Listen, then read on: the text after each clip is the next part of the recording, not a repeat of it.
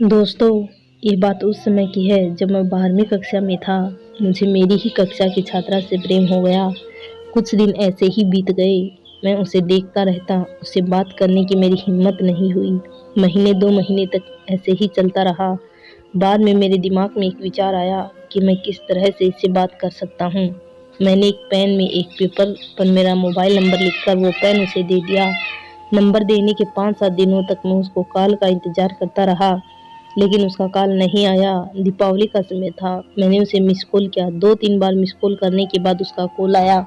Call उठाते ही मैं बोला, मैं अविनाश बोल रहा हूँ आप। उसका रिप्लाई आया, सपना। मुझे तो मालूम था कि नंबर सपना के ही है, फिर भी पूछना तो बनता है। सपना ने मेरे को बोला, आपने कॉल क्यों किया? मेरे पापा मेरे पास थे। मैंने बोला, मेरे नंबर तेरे पास थे तो तूने कॉल क्यों नहीं किया? थोड़ी देर चुप रहने के बाद सपना ने बोला, कॉल कॉल क्यों किया? मैं कुछ देर शांत रहने के बाद, यार सपना, दिवाली पर आपने मुझे तो नहीं बुलाया।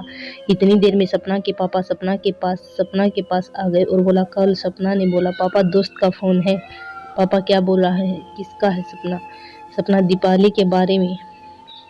पापा बुला ले। सपना, पापा बोल रहे हैं दिवाली पर घर आने के लिए। मैं सपना की इतनी बात सुनकर बहुत खुश हुआ, लेकिन मन में डर था कि ये कोई सपना के पापा का प्लान तो नहीं। बहुत देर सोचने के बाद अगले दिन सुबह जल्दी उठकर तैयार होकर दोस्त को कॉल किया और उसे रात में सपना के साथ जो बात हुई वो पूरी बात बताई और मेरे साथ चलने के लिए बोला। दोस्त भी कुछ ही समय में तैयार होकर मेरे घर पर आ गया। हम दोनों ने कुछ देर बात की, फिर घर से निकल गए। सपना का घर मेरे घर से 8-9 किलोमीटर की दूरी पर था। सपना के घर पहुंचने में हमें लगभग 1 घंटे का समय लगा।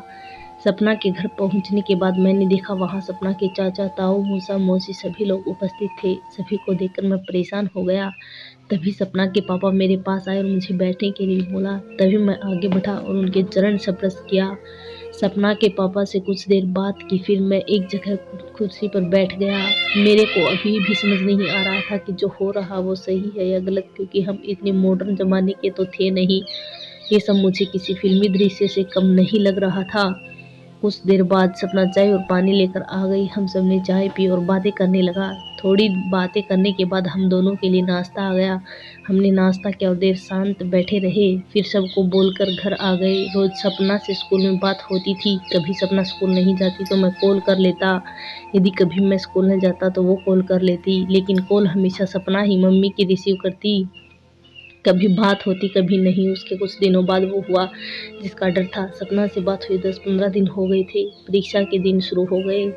परीक्षा में भी सबसे जल्दी स्कूल पहुंच जाता था ताकि सपना से बात हो सके, लेकिन उसके घर वाले उसके साथ आते थे तो मेरी परीक्षा में सपना से बहुत ही कम बात हुई। आज परीक्षा का आखिरी दिन था। हम सभी लोगों ने बहुत उत्साह था। 12वीं की परीक्षा खत्म हो जाएगी और कॉलेज में प्रवेश होगा, लेकिन एक डर भी था कि सपना से बात नहीं हो पाएगी, क्योंकि हम दोनों में से किसी ने भी घर पर नहीं बताया था कि हम एक दूसरे को पसंद करते हैं। लेकिन किसी मेरे दोस्त ने सपना के मामा को बता दिया कि मैं सपना से प्यार करता हूँ और मुझे भी बता दिया कि आप दोनों के बारे में सपना के मामा को मालूम चल गया। मुझे डर भी लग रहा था कि क्या होगा अब, क्योंकि सपना के मामा को मालूम चल गया है तो वो किसी से मेरी पिटाई भी करवा सकते हैं। मैं परीक्षा देने पहुंचा और परीक्षा खत्म होने के बाद जैसे मैं बाहर आया, वहाँ सपना के मामा जी खड़े थे। मैंने उनको देखा और बात करने की कोशिश की, लेकिन उन्होंने बात नहीं की और बोले घर चलकर ही बात करेंगे। मैंने मेरे दोस्तों को बता दिया कि मैं इनके साथ इनके घर जा रहा हूँ और यदि मैं थोड़ी देर तक ना हूँ तो पुलिस को सूचना दे देना। मैं उनके घर गया। वहाँ 5-7 लोग थे, उनमें से एक मेरी पहचान का था। सबके लिए चाय आई और सब मुझे ऐसे देख रहे जैसे मैं कोई बहुत बड़ा गुनाह किया है। मुझे कुछ भी समझ नहीं आ रहा था। सब लोग मुझे घूर रहे थे और बोल रहे थे, हमने तो तुझे बहुत ही अच्छा लड़का समझा था और तूने तो बहुत ही गलत किया। आज के बाद कभी भी सपना से नहीं मिलेगा और न ही सपना को कॉल करेगा।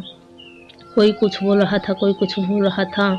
मेरी ज़्यादा बोलने की हिम्मत नहीं हुई और मैं बस इतना ही बोल सका कि मेरा कोई गुनाह नहीं है, लेकिन मेरी बात किसी ने नहीं सुनी और सब मुझे सुना रहे थे। मैं अकेला था और मैं कर भी क्या सकता था। मैं उनकी बातें सुनता रहा और अंत में किसी ने बोला तू घर जा, लेकिन आज के बाद कभी भी सपना से बात मत करना, ना ही दिखाई देना। मैं सबके सामने कुछ नहीं बोल सका और यदि मैं कुछ बोलता तो सपना को उसके घर वाले परेशान करते, क्योंकि मेरे और सपना के मेरे फ़ोन में कुछ साथ के फ़ोटोग्राफ थे, मैं वो फ़ोटोग्राफ किसी को भी नहीं दिखाना चाहता था। मैं नहीं चाहता था कि कोई सपना पर उँगली उठाए और मैं वहाँ से आ गया। उसके बाद मैंने कंप्यूटर क्लास जॉइन कर ली क्योंकि उसी गली में सपना का घर था।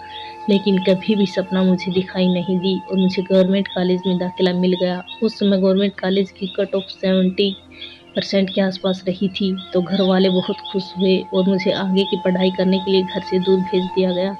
उसके बाद आज तक मैं कभी भी सपना से नहीं मिला।